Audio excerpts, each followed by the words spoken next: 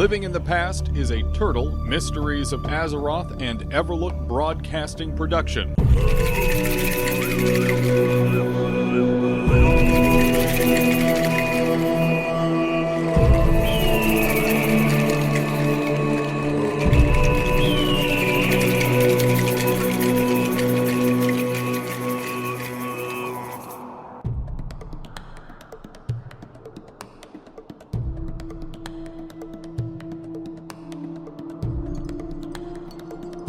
This is Living in the Past, your Everlook Broadcasting Company weekly show about all things Turtle, Mysteries of Azeroth. Today is Friday, March 29th, 2024, and I'm Dan, your host for the next hour. It's wonderful to be back. Although I did enjoy my time at PAX East, I did miss you all. And I did miss my time back in the world of Azeroth. We have a lot to talk about today. We have multiple sets of patch notes we're going to be going through. And then in our second segment, we're going to be talking about the implications of the economy update Mark II. It happened last week. Again, I was not here. I did talk briefly with Vrograg about it, but I have my own thoughts, and I'm going to be sharing them in part 2 of the show, in the second segment. And in our final segment, we're going to be talking a little bit about letting go of some things that, while may have helped us in the past, we should shed ourselves of to move forward into the future. And unfortunately, this involves previous devs that were involved in the making of the original World of Warcraft. I will cite an unfortunate specific example, but we'll talk about that when we get to it. Also, music for today, I'm feeling 80s. I just had my 37th birthday last month, so I'm feeling 80s, so we're going to be doing a lot of 80s here today, and we'll get to that towards the end of our first segment here. Let's go ahead and get right into our first segment, though. Again, PAX East was wonderful. It was so nice to see so many people, have so much food, go to parties, events. We hosted our own party. The Twitch Boston group had our own party and event. It was delightful. The convention center itself felt a little empty. Normally, the actual expo hall floor, which is in a giant, massive, long convention center in Seaport, is kind of filled to the brim. In this situation, though, there was a lot of walking space. There was a lot of extra space taken up by, I'm going to say, presentation pieces, where people were allowed to, or rather booths were allowed to put extra stuff out around their booths, which normally is impossible. And then they had so much extra space still that they brought all of the food trucks in that are normally camped outside the convention center. But in this case, because there was so much space towards the back center, they actually brought all of the food trucks in. It felt odd. The actual convention itself felt very odd. But all the people that were coming in, all of the events and parties, that stuff, that felt really good. Seeing people that I only see once a year, it's very special. It's very special for me. So again, while I missed my time here and in my normal kind of schedule, this did feel good. With that being said, though, let's go ahead and talk about the double range of patch notes. I missed the ones from the 20th, and they hold some pretty actually big updates here. I'm not going to talk about the economy update yet. That's going to be our second segment. So this is strictly going to be patch notes for this week and last week. Now, the big ones from this week, the dig rat change, I believe that was used in Battlegrounds to stay in combat. So even if it went AFK and you were supposed to be automatically removed, You would be in combat, so you couldn't be removed. You wouldn't be picked up as AFK. That's been changed. Righteous Fury. So I actually was a little confused about the Righteous Fury change because I thought the change was just, okay, it's now an aura. Auras can't be dispelled. Apparently that wasn't the case. It was already an aura for the last month or so. I didn't know that. I haven't played my tiny baby paladin for easily 6 months. So I didn't realize that change had already gone through. It is now both undispellable and an aura. So there we go. The mailbox at Splinter Tree Outpost.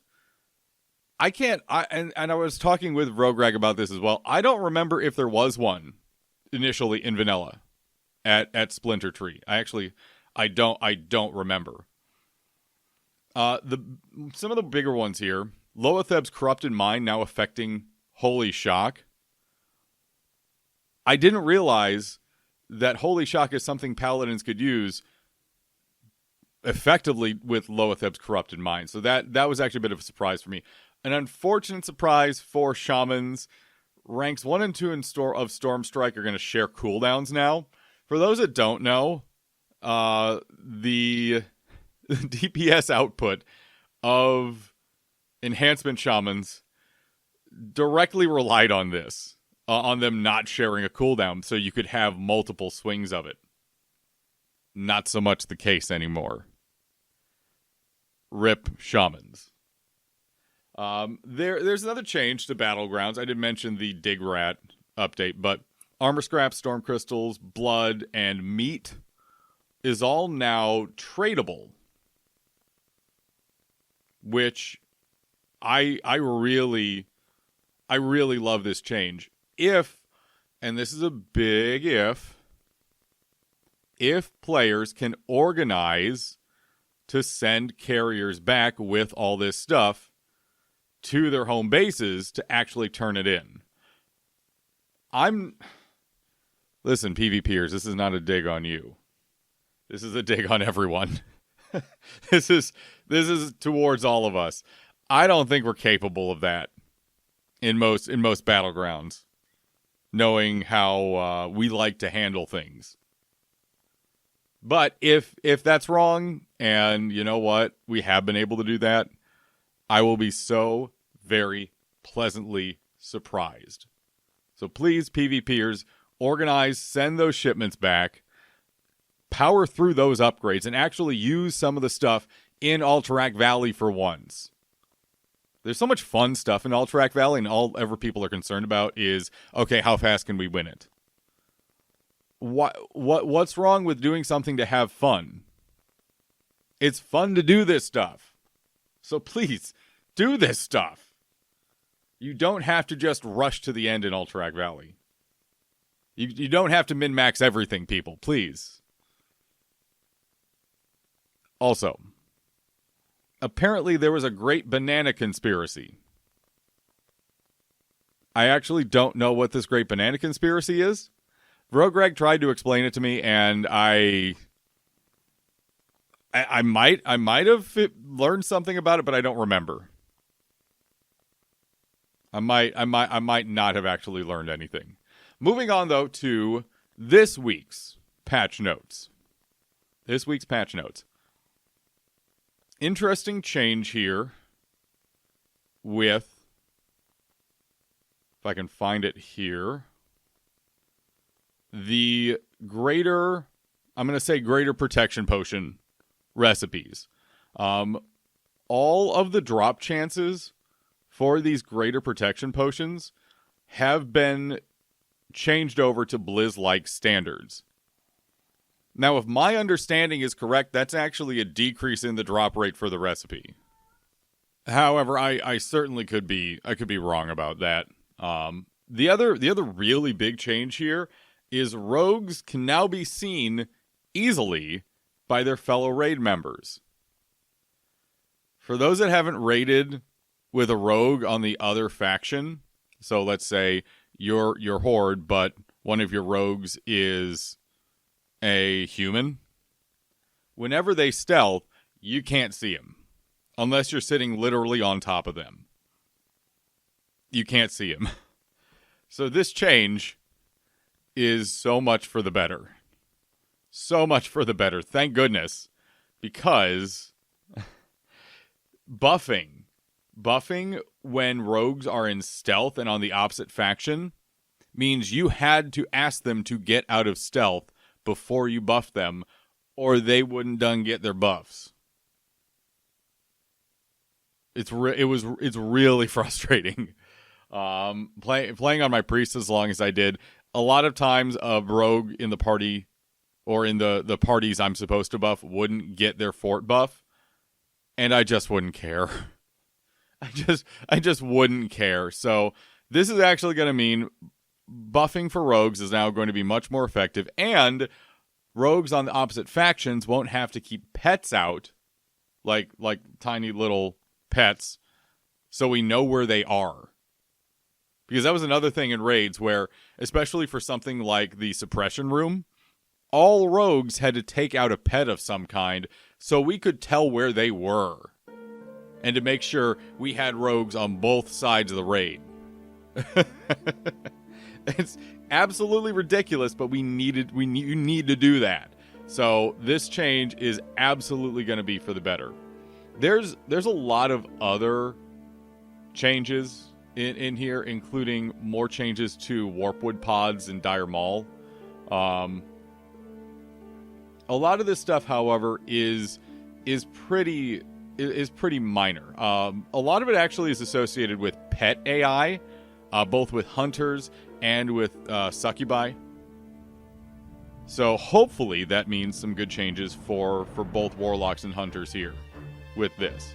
There are other changes. There are a lot of smaller changes, and I'd encourage you all to go over to forum.turtle-wow.org and check out both of the sets of patch notes. Both sets. I was talking about the March 20th one earlier, and I just finished talking about the March 27th one.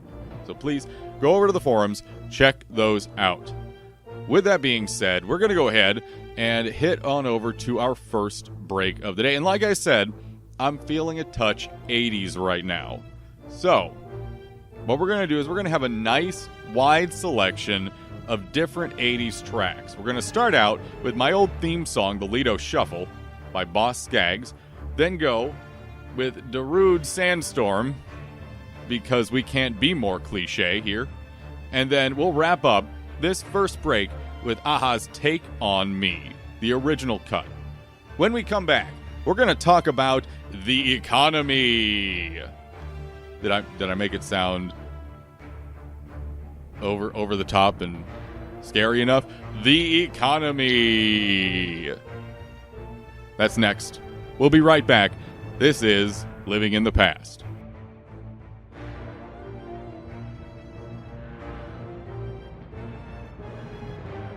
The musical tracks for this episode have been removed due to YouTube copyright. To listen to the full episodes with music, tune in to Everlook Broadcasting every Friday with the in-game radio widget.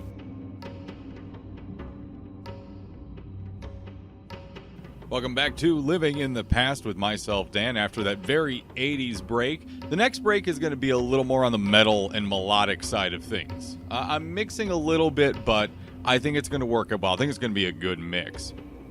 Now, for our second segment today, we're going to be talking about the economy. I don't know how many times I can continue saying that before you all start to get really, really, really annoyed with it. So that's the last time I'm going to do that. However, that is the subject of our second segment here today on Living in the Past. Now, last week, Akalix came out on the forums and talked about the Economy Update Part 2. The original Economy Update was way back in December. And it had a little more to do with gear, PvP, a few other things. The new items were also introduced in a few crafting systems with that. But this is part 2. This is part 2 of the update. And this one, I'm going to be honest, feels like it's going to have a much more like wide-ranging impact, if I might be able to say. The first part of this, and I'm going to kind of go down the line that in the order that Ecolox posted this, but then I am going to actually discuss afterwards.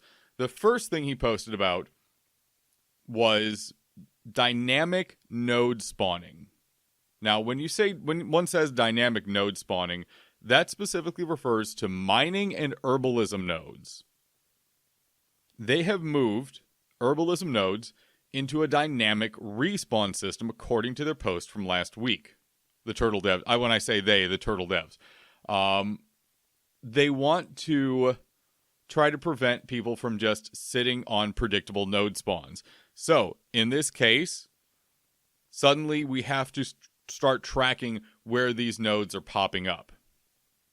Now, I'll be honest, I don't know if this means they've simply added more nodes, or if there is a certain level of randomness to the spawns. Those with trackers for where they harvest nodes at, and there's a few of the mods that actually do that. I would love to see some data behind this one in particular, because especially if it's a situation where there is a true level of randomness, that's going to involve a lot more actual data harvesting along with the harvesting of resources. And that's actually, I find that fascinating. So I'm curious if this actually means dynamic spawns. And to add to it, they're also including dynamic fishing pool spawns in this. So they will be making it so they have a dynamic system for fishing pool spawns. That does not include those found inside instances. Those are going to be on the old system. Those will not change. The next thing that's changed is they want to address group farming in Zul'Gurub. And to do this, and I think this is specifically targeting frost mages, they made it so a majority of creatures in Zul'Gurub are now immune to roots and slowing effects. Some mobs have been excluded from this because you must be able to CC certain mobs. The ones running up to the Hexer in particular is those you kind of need to. Also, the Crocolisks, which are traditionally known to be very farmable, now do pierce armor. And if my understanding is correct, this is to prevent paladins from farming them. So we'll see how well that does. Obviously, this has had a week or so to set in, so I'm very curious if you were someone who farmed Zul'Gurub previously for a source of money. What are you doing now? Now, there is a concern with this. There is a concern that this is going to dramatically harm the Bijou market. However, it's of my opinion that there is such an excess of Bijous on the server throughout the economy. People stockpile them regularly. I don't think it's actually going to harm the price in the long run. As far as I know, we haven't seen a massive boost in price for them. But that could change. That could very easily, that could change tomorrow. I'm recording this at about 9:30 in the morning today on Friday. By the time the show actually airs, that could have changed. So I'm not necessarily holding my breath on that one. Now, the big change, and this is kind of the one that I think most people are going to feel the pinch on. Lasher farms. For those that don't know, Dire Mall East has these big groups of lashers. According to the post from Ecolox, 17% of all raw gold across the Turtle network originates from Dire Mall East Lash Farm. that comes from the actual drops, the gray drops that the lashers drop, which sell for immensely high amounts of money. And also from potential greens and blues that they might drop. Now, the reason that people farm these is to primarily support their raiding efforts. So what Turtle has done is they've lowered the amount of money that these drops are actually worth. The gray drops that people vendor to make an exorbitant amount of cash. However, what they have done to add to it is they've added Golden Sand Sam, Arthas's Tears, Swift Thistle, Dreamfoil, Firebloom, Grom's Blood, and Sungrass to the drop tables for some of these mobs. And for other mobs, Whiplasher specifically, Mountain Silver Sage, Plague Bloom, and Ice Cap. This is to make it so this is still worthwhile for people to do specifically for raiding support and consumables. But it's not worth it just to make a raw amount of gold. So you're probably going to make a little bit of money from these drops still, despite the fact that they've been reduced in price. But if you're raiding and you need to get your consumables farmed up, this is going to help you get there. Now, my personal opinion. These money farms, I don't like. I've never been one to say that this stuff is okay. I know it takes a lot of dedication. It takes a lot of work. It takes a lot of skill. Just like with mages that do the Moradon pulls. It takes effort and skill to do so. Do I think it adds something to the game? Absolutely not. I do not believe it adds anything to the game. I believe that if you do want to make money, the best way to do it should be to go out and get group activities done. This is an MMO.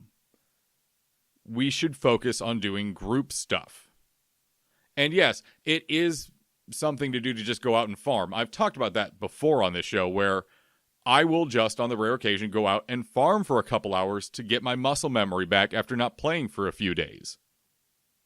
So I'll go out and farm Rune Cloth. I'll go out and farm a little bit of cash. I'll go out and just farm certain things for my profession. I'll go get my tea with sugar farmed up. I'll do those regular, okay, this is stuff that everyone has to do to maintain their characters, especially at the highest level. But that's the purpose is not to make money per se. The purpose is to get my character prepared for doing things like raiding. So this edition, while I'm sure people are feeling the pinch now that, again, we're about a week and a half into the change, I like this change. I like this change a lot. This is going to encourage more people to do group activities to farm these goods up. Suddenly, a run through Scarlet Monastery Live, not Scarlet Monastery, but Stratholme Live, and trying for a chance at a few righteous orbs has better money-making possibilities to it compared to what you could previously do.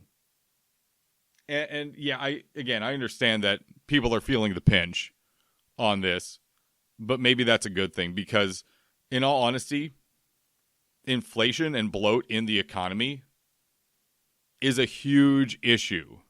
And we see that accentuated even almost on an exponential level with later expansions of WoW, where having 100 gold in vanilla is, okay, that's not nothing.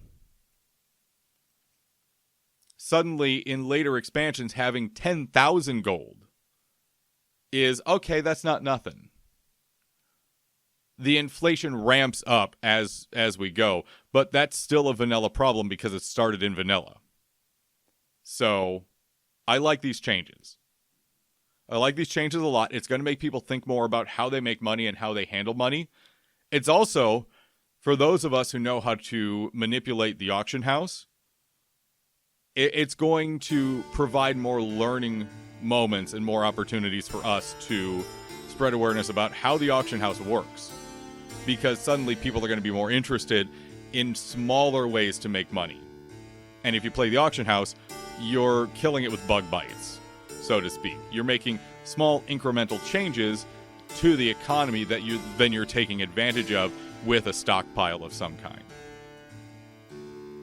I won't go into that further. Everyone's going to be like, stop, Dan, no, you can't say this stuff. So, what we're going to do is we're going to take our second break of the day. That's going to be, you've got Another Thing Coming by Judas Priest, Zombie by the Cranberries, and Symphony of Destruction by Megadeth. Like I said, I'm mixing and matching just a little bit in this break. I'm okay with that. I think that's good. We're mixing and matching just a touch, and we're getting more of the melodic side of things with Zombie. But still, we're getting that, like, all right, we're getting that 80s energy and that 80s metal just a bit. So, when we come back, we're going to talk about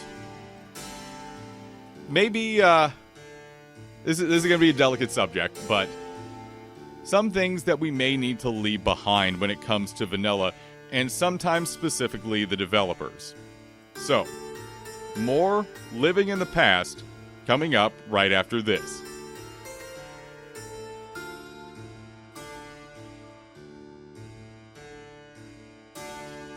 The musical tracks for this episode have been removed due to YouTube copyright. To listen to the full episodes with music, tune in to Everlook Broadcasting every Friday with the in-game radio widget.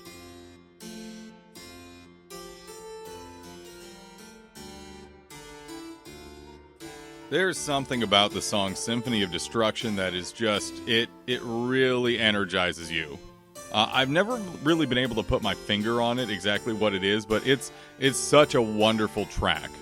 Welcome back to Living in the Past. I'm Dan. It's good to have you here for our final segment today. And for our final segment, a quick special comment, to quote Keith Olbermann, on things we might need to leave behind when it comes to the vanilla community. This is not necessarily an easy discussion, but at the same time, much like our discussion on the unfortunate history of racism and sometimes hate in the vanilla community from the other week, it's one that we really need to have. Many of you are going to know who Grums or Mark Kern is. He was a director and developer for the original World of Warcraft way back in the day. And for many years, he was a staunch advocate for vanilla WoW and for players getting to play the game the way they saw fit. He did do a lot of good for us back then. And while I eagerly and happily recognize the good that he's done and the help that he provided to us as a community, the fact of the matter is that for the longest time he has had this almost indelible streak of racism and hate as well within himself. And we see that now.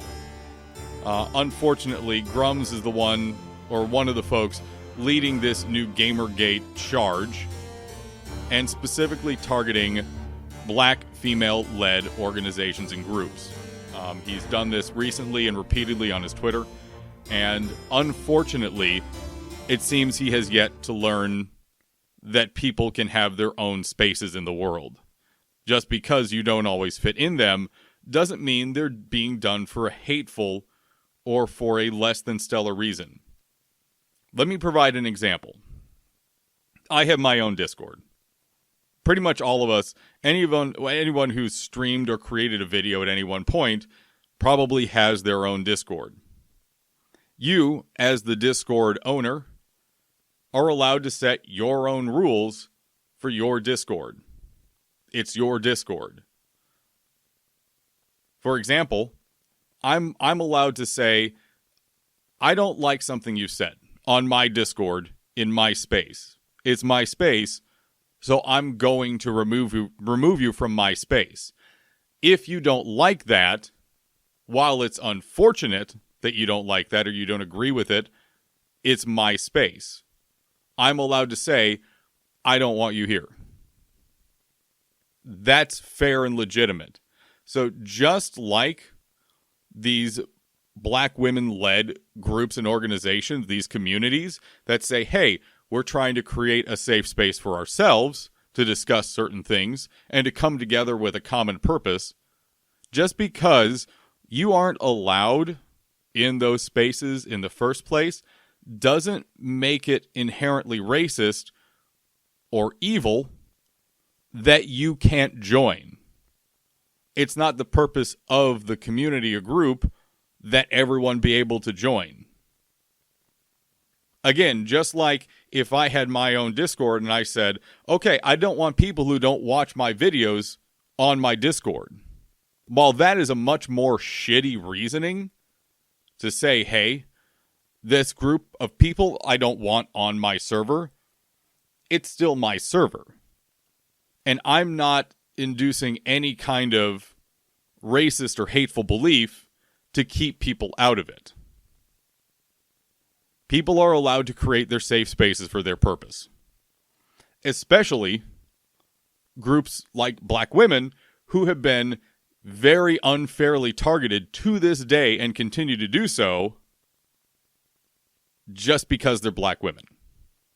So the fact of the matter is that while people like Grums or Mark Kern have done an incredible amount of good, what he is continuing to do, not just through previous iterations of his racist, hateful remarks, but through Gamergate 2 here, we can leave that stuff in the past. It's unfortunate because he's done good for us, but the fact of the matter is that this gets us nothing as a community. And if we leave that stuff behind, we're going to be all the better for it. Unfortunately, we have seen other instances of this, although not the same kind, from more previous WoW devs. I'll bring up the example of Alex Afrasiabi. There's a reason that his name got removed in later versions of WoW. I won't go into details on that one. This is something that's not easy to talk about. And I'm sure some of you are going to be in the mindset of, he's talking politics, this is bad, this is wrong. Defending personal rights isn't politics. Defending civil rights isn't politics.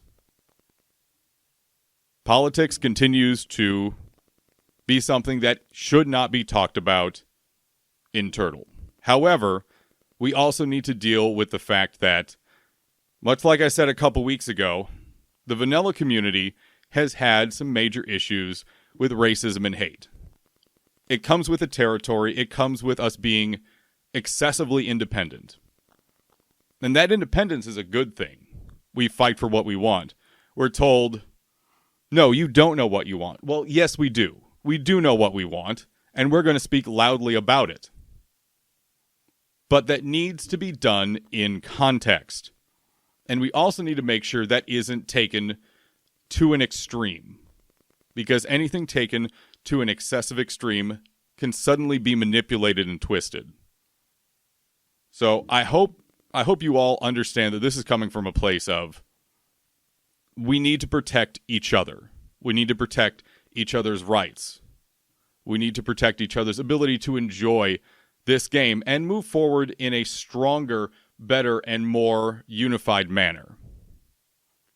But with that being said, as I like to close with, thank you for taking the time to join me today.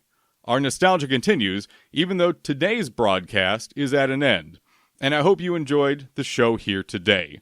A huge thank you to the Turtle developers, moderators, staff, and volunteers. Without the entire team's hard work and dedication, we wouldn't have this station or server group.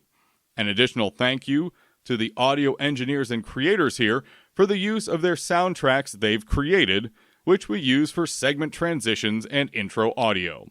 If you'd like to find out more about what I do, I invite you to check out my YouTube channel at youtube.com/@thedannation and my series Ancient Lore, a recapture of the spirit of my original podcast, The Ancient of Lore. Until next Friday, let's keep living in the past.